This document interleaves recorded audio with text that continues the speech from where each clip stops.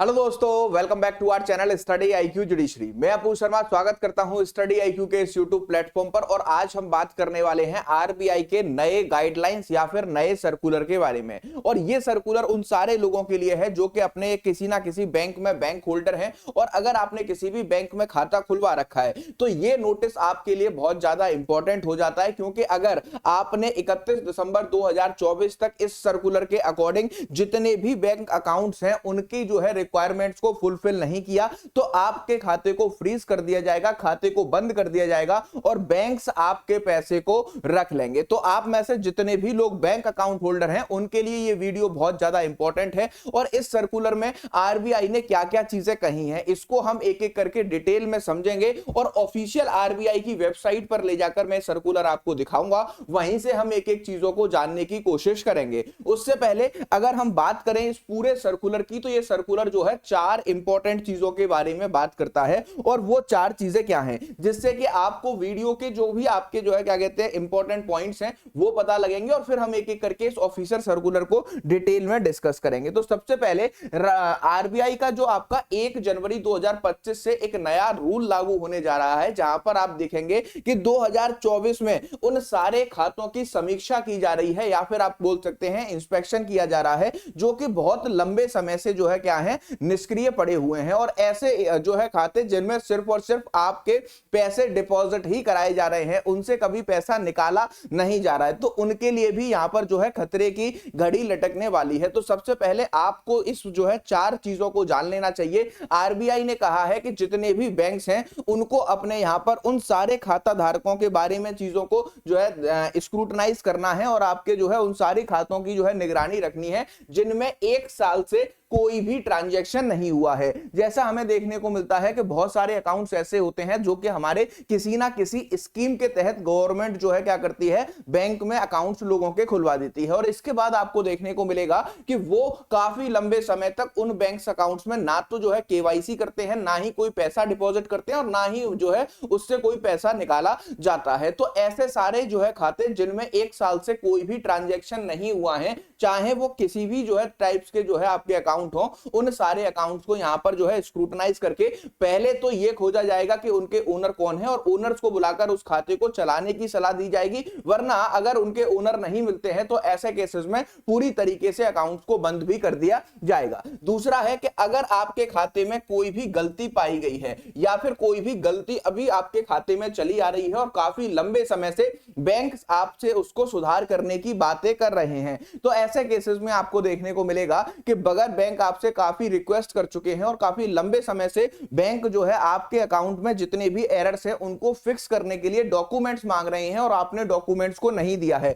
तो 1 जनवरी 2025 के बाद बैंक चाहे तो आपके खाते को फ्रीज कर सकता है और आपके खाते को पूरी तरीके से बंद भी कर सकता है। और आपके वो सारे खाते जिनमें सिर्फ और सिर्फ मनी को डिपॉजिट किया जा रहा है। देखिए साइबर फ्रॉड्स में आजकल आपको देखने को मिल रहा है कि ऐसे बहुत सारे साइबर फ्रॉड्स इंडिया में कमिट होते हैं जहां पर आपके बैंक अकाउंट से एक कॉल आता है और कॉल के जरिए वो आपको कोई लिंक भेजते हैं। अगर आप उस लिंक पर टच करते हैं वैसे ही आपको देखने को मिलेगा कि ये पूरी तरीके से आपके बैंक अकाउंट को खाली कर देते हैं। लेकिन वो बैंक अकाउंट से पैसा क्या वो अपने अकाउंट में डालते हैं? ऐसा नहीं होता। अगर वो इस तरीके की प्रक्रिया को अपनाएंगे तो उन सारे लोगों तक डायरेक्ट जो है साइबर सेल पहुंच पाएगा और जो है बैंक से उनके एड्रेस वगैरह को ट्रेस कर लिया जाएगा। इसी वजह से वो क्या करते हैं, इसी वजह से वो दूसरे लोगों के अकाउंट में पैसा डिपॉजिट करते रहते हैं। और जो आपके अकाउंट होल्डर हैं उनके यहां पर जो है उनके पास में अभी ऑनलाइन टेक्नोलॉजी ना होने के कारण कई सारे लोग आपको दिखेंगे जो कि आपके फोन पे पेटीएम वगैरह नहीं यूज करते, ना ही वो नेट बैंकिंग का इस्तेमाल करते हैं। तो ऐसे खातों में जो है अकाउंट्स में सिर्फ और सिर्फ मनी को डिपॉजिट किया जाता है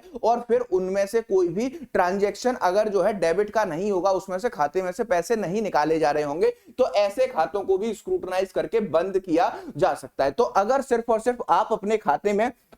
पैसे डिपॉजिट कर रहे हैं और आपने लंबे समय से इसमें सिर्फ और सिर्फ पैसे को एकत्रित कर रखा है, तो फिर आपको यहां पर जो है अपने बैंक में जाना चाहिए और एक बार पैसे निकालने की भी प्रक्रिया को अपना लेना चाहिए, जिससे कि आपके अकाउंट पर कोई भी जो है क्या कहते हैं बैंक ऑब्जेक्शन नहीं कर सके। इसी के साथ साथ यहां पर कुछ ऐसे भी केसेस देखे गए हैं और ये जो साइबर फ्रॉड के केसेस आजकल बहुत ज्यादा बढ़ते जा रहे हैं इसी वजह से कि जो लोग आपके ऑनलाइन ट्रांजैक्शन में एक्टिव नहीं है और बैंक बैलेंस को चेक नहीं करते, वो अपने अकाउंट में अपने पैसे को डिपॉजिट करते जाते हैं, और जब वो कभी बैंक से पैसा निकालने के लिए जाते हैं तो बैंक उनसे पूछता है कि आपके अकाउंट में तो बहुत ज्यादा मनी आ रखी है, क्या आपने इतना पैसा डिपॉजिट किया? तो उनको पता ही नहीं होता कि हमारे अकाउंट में इतना पैसा आ रखा होता है। तो इन सारी चीजों को ध्यान में रखते हुए जिन अकाउंट में सिर्फ और सिर्फ पैसा डिपॉजिट किया जा रहा है उनकी भी स्क्रूटनी करने की यहां पर बात की गई है। और इसी के साथ साथ यहां पर आपको देखने को मिलेगा कि अगर कोई भी अकाउंट जो है आपके किसी भी बैंक ने या फिर जो है साइबर सेल की कंप्लेंट पर, ठीक है, साइबर सेल की कंप्लेंट पर आपके जो है किसी भी अकाउंट पर कोई भी क्वेश्चन लगाया गया है। अब ऐसा होता है कि जैसे मान लीजिए किसी के अकाउंट से गलत ट्रांजैक्शन हुआ, उसने तुरंत ही जो है क्या करिए, तुरंत ही जो है आपके जो है आप बैंक के पोर्टल पर जाकर के क्या कर दिया, कंप्लेंट कर दिया, या फिर जो है बैंक के कंप्लेंट पर पहुंचते ही जैसे ही ये जो है क्या किया गया, पूरी तरीके से साइबर मतलब क्या कहते हैं पैसे कटने पर इसकी कंप्लेंट की गई, तो वहां पर आपको देखने को मिलता है कि जो आपका बैंक है वो उस अमाउंट पर क्या करता है, लियन लगा देता है, उस अमाउंट को फ्रीज कर देता है जब तक कि आपका आरबीआई के द्वारा इस मैटर का सॉल्यूशन नहीं हो जाता। और ऐसे केसेस में हमें देखने को मिलता है कि 35 दिन 50 दिन के पास पैसे हमारे अकाउंट में वापस आते हैं। तो आपको यहां पर क्या बताया गया कि ऐसे सारे अकाउंट जहां पर किसी का लियन लगाया गया था या फिर किसी भी अकाउंट को फ्रीज कर दिया गया है, तो आप यहां पर देखोगे कि उन सारे खातों का अगर कोई भी क्लेमेंट नहीं आया है कि मेरे अकाउंट से इस पैसे को रिलीज कर दिया जाए या फिर इस पैसे को निकाल दिया जाए, तो ऐसे केसेस में भी आपको देखने को मिलेगा कि ऐसे केसेस में भी पूरी तरीके से बैंक इन सारे खातों को क्या कर सकती है, बंद कर सकती है। चलिए, तो अब आते हैं आरबीआई के ऑफिसर सर्कुलर पर, और आरबीआई का ऑफिसर सर्कुलर इन सारी बातों के अलावा और आपसे क्या बातें कहता है, इसको एक बार जानने की कोशिश करते हैं। सबसे पहले अगर हम जो है आरबीआई की ऑफिशियल वेबसाइट पर आएंगे, तो आपको आरबीआई की ऑफिशियल वेबसाइट पर जाएंगे तो आपको यहां पर अधिसूचना वाले कॉलम पर क्लिक करना है। जब आप अधिसूचना वाले कॉलम पर जाएंगे तो बैंक में निष्क्रिय खाते अदावी जमा राशि के रिस्पेक्ट में 2 दिसंबर का ये नोटिफिकेशन है, जहां पर आपकी सारी बैंकों को क्या किया गया है, आरबीआई के द्वारा नोटिस भेजा गया है। अब देखिए यहां पर ये जो नोटिफिकेशन है, ये जो नोटिस है वो किन किन बैंक के खाता धारकों पर लागू होगा। तो सबसे पहले यहां पर आप देखिए कि यहां पर आपको क्लियरली बताया गया है कि ये सारे के सारे कॉमर्शियल बैंक्स पर लगने वाला है। कॉमर्शियल बैंक मतलब आपका मतलब एसबीआई है, पीएनबी है, आईसीआईसी है, एचडीएफसी है, ये सारे कॉमर्शियल बैंक हैं। और किन बैंकों के खाता धारकों को परेशान होने की जरूरत नहीं है वो भी यहां पर क्लियरली लिखा है कि जितने भी क्षेत्रीय या फिर ग्रामीण जो है क्या, ग्रामीण शहरों में, ग्रामीण क्षेत्रों में बैंक हैं, वहां पर आपको देखने को मिलेगा कि उनकी जो है स्क्रूटनी यहां पर नहीं की जाएगी, लेकिन कॉमर्शियल बैंक जितने भी हैं उनमें जो है यहां पर स्क्रूटनी होने वाली है। अब आप एक एक करके अगर आप इस पूरे जो है सर्कुलर को पढ़ेंगे तो यहां पर आपको समझ में आएगा। सबसे पहला पॉइंट आपको यहां पर कहता है कि अगर कोई भी ऐसा जो है क्या है, इसमें बैंकों के अन्य बातों के अलावा बैंकों में यह भी अपेक्षित है कि वह ऐसे खाते जमा राशि की वार्षिक समीक्षा करें जिनमें 1 वर्ष से अधिक समय से ग्राहक ने कोई लेन देन नहीं किया है या फिर कोई लेन देन नहीं हुआ है। इसी के साथ साथ आपके जो छात्रवृत्ति राशि होती है, मतलब जो आपकी स्कॉलरशिप्स वगैरह आती हैं, उनके लिए गवर्नमेंट जो है आपके अकाउंट्स खुलवाती है, उन सारे अकाउंट्स की भी क्या की जानी चाहिए, पूरी तरीके से निरीक्षण किया जाना चाहिए। सरकारी योजना तथा अन्य योजना का लाभ उठाने वाले जो है खाता धारकों को भी यहाँ पर पूरी तरीके से क्या किया जाए, उनका भी यहाँ पर पूरी तरीके से जो है क्या की जाए, पूरी तरीके से जो है स्क्रूटनी की जाए। और फिर इसके बाद ऐसे जितने भी खाता धारक जो है क्या कहते हैं पाए जाते हैं, उन सब की लिस्ट जो है बैंक की ऑफिशियल वेबसाइटों पर पब्लिश की जाए और लोगों तक इस जो है अभियान को पहुंचाया जाए, जिससे कि लोग अपने अकाउंट्स में जितनी भी गलतियां हैं या जितने भी चेंजेस हैं उनको बिल्कुल ठीक कर सकें। इसी के साथ साथ अगर आप दूसरा यहां पर देखेंगे तो यहां पर आपको बताया गया है कि जिसमें पता चला कि कई बैंकों के निष्क्रिय खाते आवेदी तथा जमा की संख्या उनकी कुल जमा राशि के सापेक्ष तथा साथ ही निरपेक्ष रूप से अधिक थी। मतलब ऐसे अकाउंट जहां पर मैंने आपको बताया कि जहां पर लोगों ने सिर्फ पैसे को डिपॉजिट किया और जब उनसे पूछा गया कि आपके अकाउंट में आपने कितने पैसे डिपॉजिट किए हैं, तो उन्होंने कहा साहब हमने तो 20,000 किए हैं, लेकिन अकाउंट में दिखा रहा है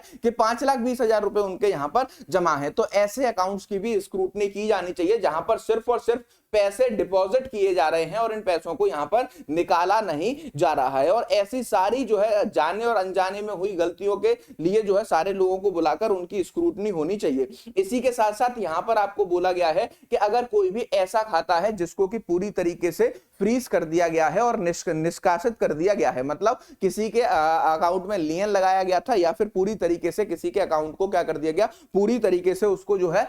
मतलब जो है फ्रीज कर दिया गया है, तो ऐसे केसेस में में अगर उसका कोई भी जो है क्लेमेंट नहीं आता है तो उस खाते को निलंबित करने के लिए पूरी तरीके से तत्काल कदम उठाए जाएं और लोगों के फोन नंबर, ईमेल के थ्रू उन पर नोटिस भेजा जाए कि आपके अकाउंट में ये पैसा फ्रीज हुआ पड़ा है, आप आइए और यहां पर जो है पूरी तरीके से इसकी जानकारी दीजिए। इसी के साथ साथ अगर वो यहां पर नहीं आ रहे हैं तो पूरी तरीके से इस खाते को बंद कर दिया जाएगा। और ये जो पूरे के पूरे रूल्स हैं वो आपको देखने को मिलेंगे कि वो आपके जो है कब से लागू होने जा रहे हैं, वो आपके पूरी तरीके से 1 जनवरी 2025 से लागू होने जा रहे हैं। तो आप में से जितने भी लोग बैंक होल्डर हैं और वो इन सब चीजों में आते हैं, चौथी बात बताई गई है कि अगर कोई भी इनकम्प्लीट अकाउंट है, मतलब आपने केवाईसी नहीं की हुई, आपने पैन कार्ड डिपॉजिट नहीं किया हुआ, आपने आधार कार्ड डिपॉजिट नहीं किया हुआ और बैंक पर्सन जब भी आप बैंक जाते हैं आपसे मांगते हैं तो भी फिर आप इनको अभी तक डिपॉजिट नहीं किए हैं, तो ऐसे सारे खातों को 31 दिसंबर 2024 तक स्क्रूटनाइज किया जाए बैंकों के द्वारा, जो कॉमर्शियल बैंक हैं,